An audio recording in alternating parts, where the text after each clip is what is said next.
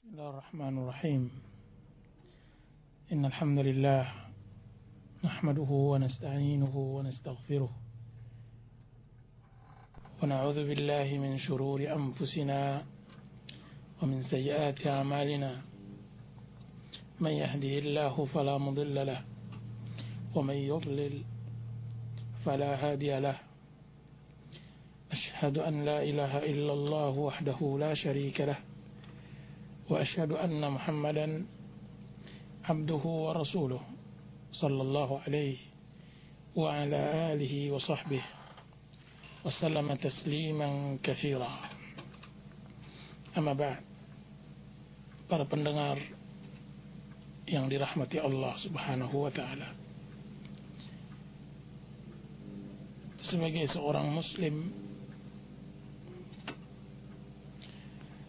diwajibkan oleh Allah Subhanahu wa taala untuk berikhtiar, berusaha. Dan dia adalah fitrah yang Allah letakkan di dalam hati dan keinginan anak manusia sebagai makhluk Allah Subhanahu wa taala yang dijadikan oleh Allah Subhanahu wa taala pembawa amanah.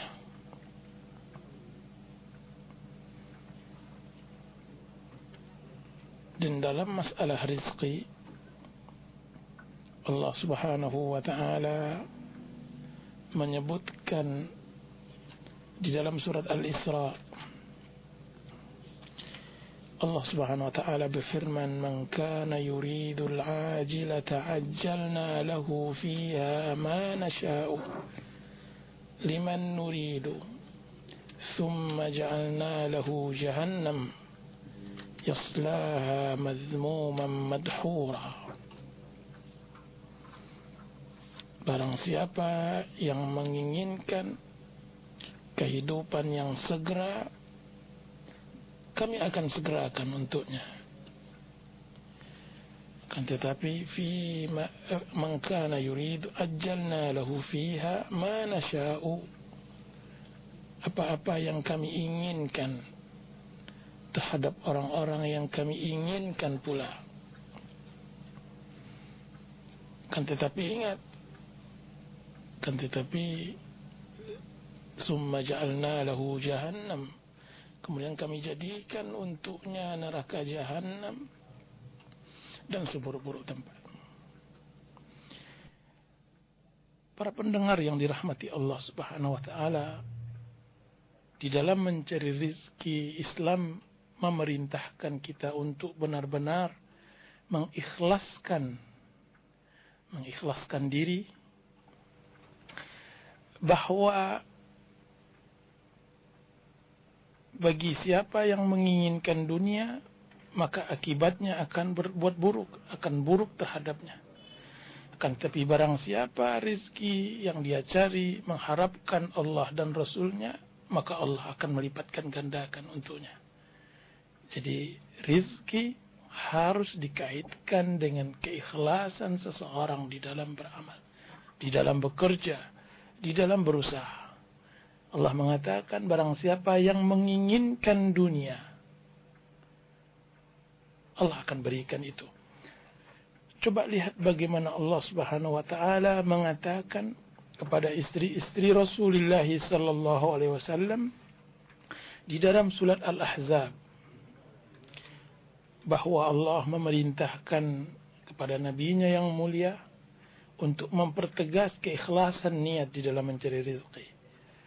Ya ayuhan nabiyyu qul li azwajika in kuntunna turidna al-hayata ad-dunya wa zinataha fata'alayna umatti'kunna wa usarrihkunna sarahan jamila. Wahai Nabi, katakanlah kepada istri-istrimu, jika seandainya mereka menginginkan dunia dan perhiasannya, maka kemarilah, akan aku ceraikan kalian dan aku beri kalian kemudahan. Sebaliknya, wa in kuntunna turidna Allah wa rasulah wad daral akhirah fa inna Allah a'adda lil muhsinati minkunna ajran 'azima. Akan tetapi sebaliknya, jika seandainya kalian menginginkan Allah dan Rasulnya dan kehidupan akhirat, maka Allah Subhanahu wa taala akan mempersiapkan untuk kalian pahala yang paling besar, yang sangat besar. Jadi mencari rezeki harus dilandasi dengan niat yang ikhlas. Maka kita lihat banyak di dalam kehidupan seorang suami terjerumus ke dalam maksiat yang akhirnya menjerembabkan dia ke dalam su'ul khatimah di akhir kehidupannya, karena dia tidak berlandaskan ikhlas kepada Allah dalam mencari rezeki. Sebaliknya, berapa banyak seorang suami, seorang ayah, seorang laki-laki yang mencari rezeki dilandaskan dengan keikhlasan kepada Allah, maka Allah akan tuntun hidupnya. Allah akan berikan ketenangan, kebahagiaan ke dalam hatinya dan hati orang-orang yang bersamanya, istri, anak-anaknya. Sehingga dengan ketenangan tersebut dia bisa menapaki kehidupan sekalipun menurut pandangan orang lain dia adalah kekurangan. Dia dalam kekurangan. Dan lihatlah bagaimana sabda Rasulullah SAW terhadap orang-orang pada akhir zaman. Bahwasanya beliau mengatakan, sayati zamanun la yubalil mar min aina akhadha al-mala wa fihi ma anfaqah. Akan datang suatu zaman seseorang tidak mempedulikan lagi dari mana dia hasilkan hartanya dan kemana dia infakkan. Sesungguhnya orang yang tidak menjadikan Islam sebagai panutan di dalam mencari rezeki, maka pada kenyataannya di dalam kebinasaan. Kita gambarkan bahwa peraturan-peraturan Islam adalah gelembung-gelembung busa yang harus diletakkan pada porosnya, pada posisinya yang tepat. Ketika satu gelembung tidak lagi berada pada posisinya yang benar, maka gelembung-gelembung yang lainnya akan bergeser. Begitulah perumpamaan rezeki jika seandainya kita tidak letakkan sesuai dengan aturan dan perintah Allah Subhanahu wa taala. Kita banyak mengenal di dalam kehidupan bagaimana seorang ayah, seorang suami yang berletih-letih mencari rezeki, dan tapi dia tidak pedulikan apakah itu halal atau haram. Bagaimana uang yang dia dapat dengan keletihan, dengan kesedihan, dengan segala daya dan upaya yang dia miliki, dihambur-hamburkan, dibuang, tidak berarti oleh anak-anaknya, oleh istrinya kepada sesuatu yang tidak memberikan manfaat bagi dunianya dan juga bagi akhiratnya. Lihat bagaimana Allah Subhanahu wa taala mencoba orang tersebut dengan rezeki yang dia cari. Allah binasakan dia, Allah celakakan dia, Allah habiskan hidupnya akibat dari rezeki yang dia tidak cari dengan halal. Itu bahayanya. Bahaya seseorang tidak mempedulikan rezeki dicari dari yang halal. Saya melihat banyak hal. Seorang tua yang telah meninggalkan banyak anak, bagaimana dia habiskan waktunya. Dia tidak berbahagia dengan anak-anaknya. Dia tidak bisa berbahagia dengan keluarganya. Siangnya dia habiskan di perusahaannya. Malamnya dia habiskan bersama teman-teman bisnisnya. Begitu hari-harinya, ketika dia telah mencapai puncak ketenaran, kekayaan, maka di akhir kematiannya anak-anaknya mengasah parang, mengasah pedang untuk bersiap bertempur sesama mereka, sesama saudara setelah kematian sang ayah. Sungguh tragis nasib ayah yang dia berharap rezeki itu akan memberikan kebahagiaan bagi anak dan keluarganya, akan tetapi tiba-tiba di akhir kehidupannya adalah bencana.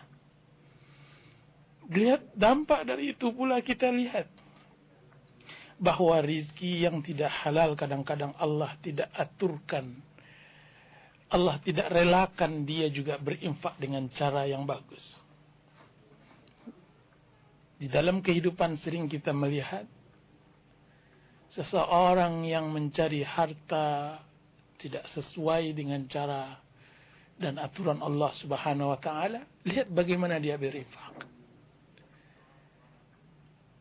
Beberapa waktu yang lalu saya bersama orang tua yang berinfak ratusan juta hanya untuk menghias masjid yang kosong dari kaum muslimin yang salat di dalamnya.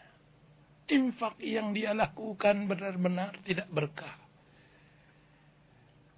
Berapa waktu yang lalu kita bisa menemukan orang kaya menginfakkan hartanya kepada sesuatu yang tidak bermanfaat, sesuatu yang hilang begitu saja.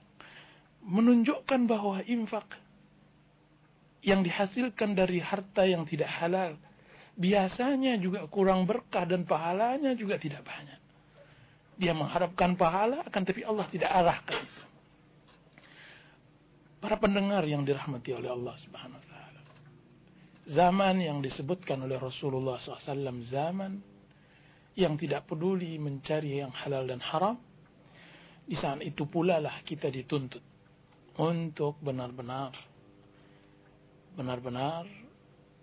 mencari harta yang halal. Kita mengharapkan adanya setiap istri, setiap putri dari anak-anak kita menghantar kita ke depan rumah setiap paginya.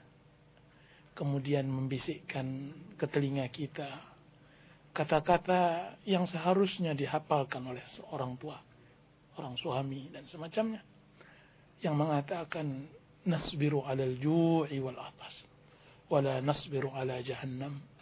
Wahai ayah, wahai suami, kami sabar